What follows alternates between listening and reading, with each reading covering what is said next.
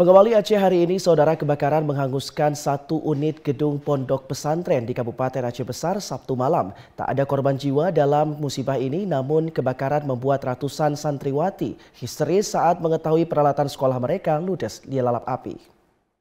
Video amatir warga memperlihatkan kepanikan ratusan santri maupun santriwati saat api menghanguskan gedung tempat penginapan mereka di Pondok Pesantren Babul Maghfirah, Desa Lam Alucud, Aceh Besar, Sabtu malam.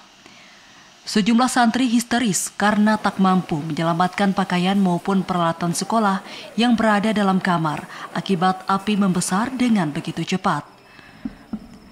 Ratusan santri yang tengah menjalankan aktivitas berhamburan keluar ruang kelas untuk menyelamatkan diri karena khawatir api menjalar ke ruang tempat mereka belajar.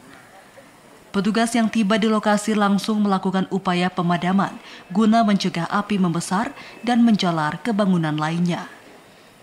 Kebakaran terjadi pada Sabtu malam sekira pukul 20.10 waktu Indonesia Barat saat santri tengah disibukkan dengan aktivitas belajar mengajar. Api pertama terlihat di salah satu kamar yang berada di lantai 2 dan membesar karena konstruksi atap berbahan kayu.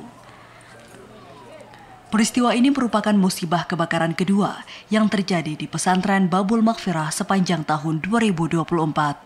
Selepas sholat isya dan alhamdulillah anak-anak sudah aman. Kepada wali-wali murid khususnya mohon doanya agar kita semuanya diberikan kesabaran oleh Allah Subhanahu wa Ta'ala, dan insya Allah anak-anak akan aman. Langkah berikutnya nanti akan kita diskusikan kembali, dan mudah-mudahan Allah Ta'ala memberikan taufik dan hidayahnya, memberikan kepada mudah-mudahan apa yang sudah terjadi menjadi sebuah pelajaran bagi kita, menjadi ujian kesabaran dan menjadi keteguhan hati bagi kita di dalam. Belum diketahui penyebab pasti kebakaran, namun diduga akibat hubungan pendek arus listrik di salah satu ruangan di lantai 2 gedung yang terbakar. Kebakaran menyebabkan kerugian yang ditaksir mencapai 1 miliar rupiah. Penginapan santri yang terbakar terdiri dari 5 ruangan sudah bisa dilakukan pemadaman dan sudah dilakukan pendinginan. Pada kondisi ini kita menunjukkan tidak kurang dari 11 mobil pemadam kebakaran, kemudian ditambah 1 unit water cannon dari